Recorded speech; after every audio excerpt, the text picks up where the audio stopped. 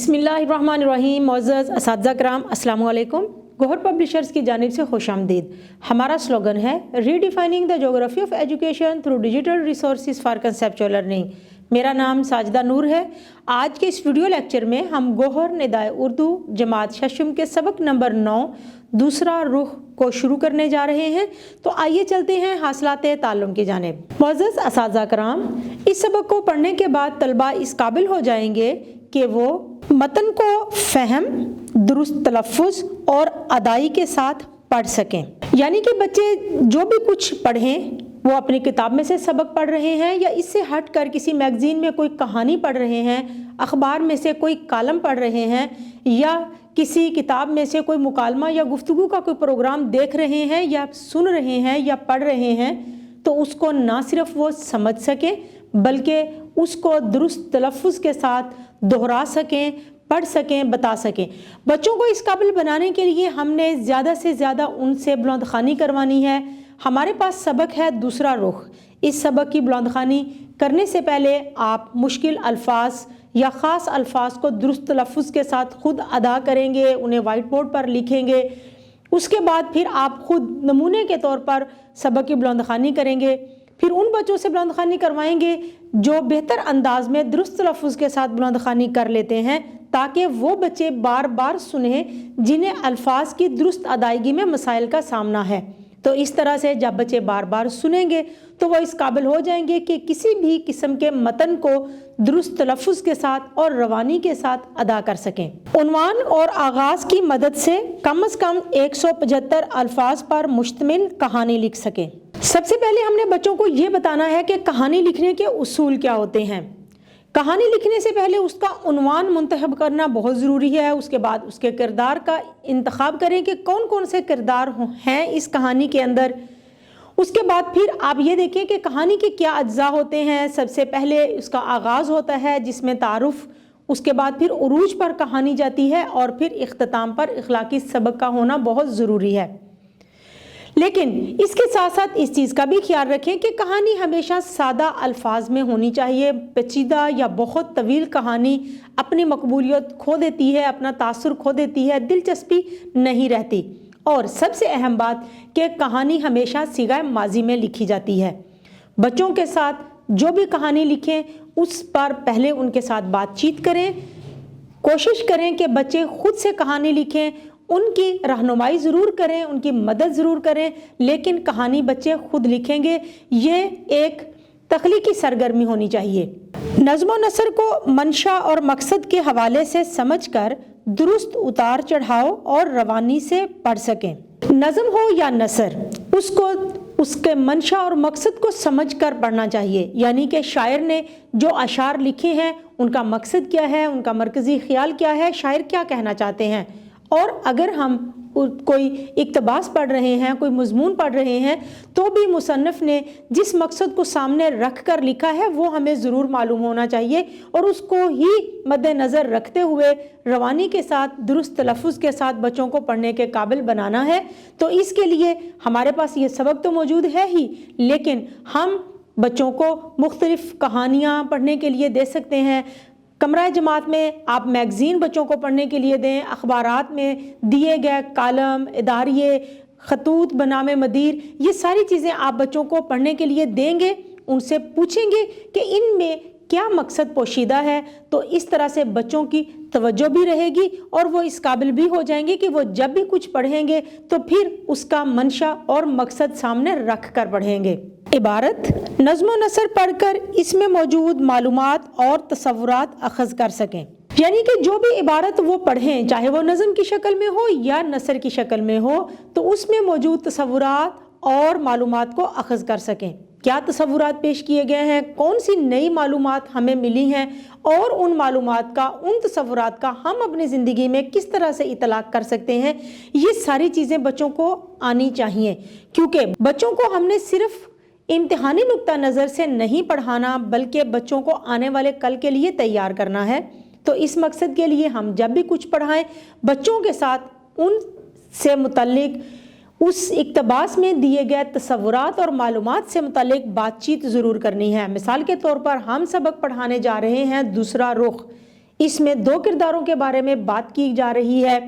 ان کرداروں کو سامنے رکھتے ہوئے ہم بچوں کے ساتھ بات کر سکتے ہیں کہ کون کون سی معلومات آپ کو یہاں پر مل رہی ہیں، آپ کا اپنی زندگی کے بارے میں کیا خیال ہے، ان کرداروں کو سامنے رکھتے ہوئے ہم اپنی زندگی کے اندر کیا تبدیلی لے کر آئیں گے۔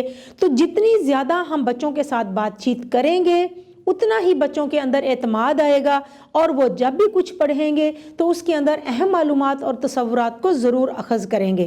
املا کو صحت اور رفتار کے ساتھ تحریر کر سکیں۔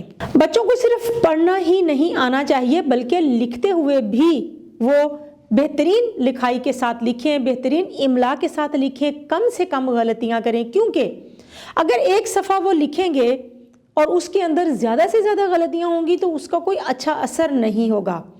بچوں کو آپ نے یہ باور کرانا ہے کہ جتنا کم آپ غلطی کا امکان چھوڑیں گے اتنا ہی زیادہ اچھا ہوگا۔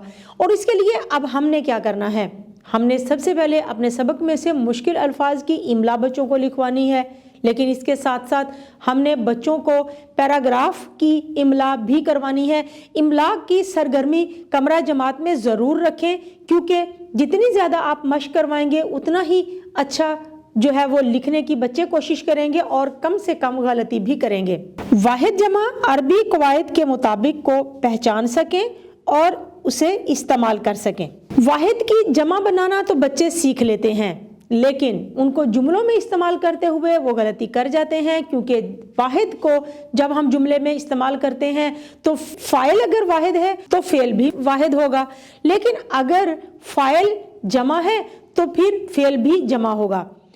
تو بچے جب ان کو جملوں میں استعمال کرتے ہیں تو یہاں پر بچے غلطی کر جاتے ہیں۔ الفاظ کی واحد ہو یا جمع ہو، ان کا بہترین جملوں میں استعمال سکھانے کے لیے ہمارے سبق کی مشق میں بھی صفحہ نمبر 63 پر ایک سرگرمی دی گئی ہے، وہاں سے بھی ہم مدد لے سکتے ہیں اور اس سرگرمی کو سامنے رکھ کر مد نظر رکھتے ہوئے مزید ایسی سرگرمیاں ترتیب دے سکتے ہیں۔ ہم بچوں کو ایک فہرست دے سکتے ہیں الفاظ کی جن کو واحد سے جمع میں تبدیل کرنا اور پھر ان کو جملوں میں استعمال کرنا۔ اس کے علاوہ ہم جمع کو واحد میں تبدیل کرنا اور ان کو جملوں میں استعمال کرنا بھی سکھا سکتے ہیں۔ کس طرح سے کہ زیادہ سے زیادہ مشق کروائیں، کم از کم 175 الفاظ پر مشتمل مکالمہ لکھ سکیں۔ مکالمہ سب سے پہلے آپ بچوں کو یہ بتائیں کہ ہوتا کیا ہے۔ 2 لوگوں کے درمیان ہونے والی گفتگو کو ہم مکالمہ کہتے ہیں۔ مکالمہ لکھتے ہوئے موضوع کو مد نظر رکھنا چاہیے، جو موضوع ہمیں دیا گیا ہے اسی سے متعلق بات چیت ہونی چاہیے، جملے مختصر اور سادہ ہونے چاہیے۔ مکالمے کی ابتدا ہمیشہ آداب و القاب سے ہونی چاہیے، یعنی کہ السلام علیکم کے ساتھ آغاز ہونا چاہیے اور خدا حافظ یا اللہ حافظ کے ساتھ اس کا اختتام ہونا چاہیے۔ مکالمہ لکھتے ہوئے اس چیز کا آپ خیال رکھیں کہ بہت طویل نہ ہو، بلکہ جو عنوان ہے اسی تک محدود رہتے ہوئے مختصر مکالمہ لکھنا چاہیے۔